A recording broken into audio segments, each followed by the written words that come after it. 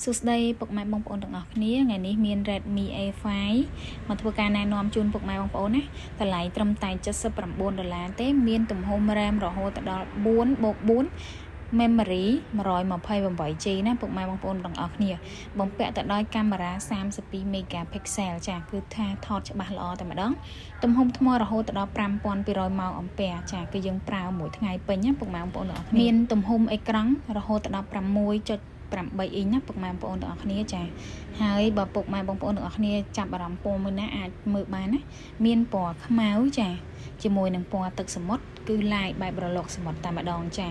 ហើយពណ៌កូនពៅនោះតែម្ដងគឺពណ៌ទឹកប្រាក់ណាពុកម៉ែបងប្អូនទាំងអស់គ្នាពណ៌ទឹកប្រាក់នេះគឺថាស្អាតប្លែកក៏ម្យ៉ាងដែរណាអញ្ចឹងសម្រាប់ Redmi A5 នេះគឺមាន3ពណ៌ឲ្យពុកម៉ែបងប្អូនទាំងអស់គ្នាជ្រើសរើសចាហើយមិនទាន់អត់ទេណាពុកម៉ែបងប្អូនទាំងអស់គ្នាចាទិញទូរស័ព្ទដៃឥឡូវនេះគឺហាងយើងខ្ញុំមានការថែមកាដូជូនពុកម៉ែបងប្អូនទាំងអស់គ្នាទៀតតែម្ដងចាគឺយើងមានការថែមជាមួយនឹងជើងបញ្ឈរមើលរឿងជូនពុកម៉ែបងប្អូនទាំងអស់គ្នាមួយចា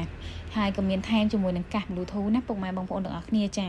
ហើយក៏មានថែមជាមួយនឹងឈុតសាកមួយឈុតជូនពុកម៉ែបងប្អូនទាំងអស់គ្នាកម្លាំងសាររហូតដល់15 វ៉ាត់ណាពុកម៉ែបងប្អូន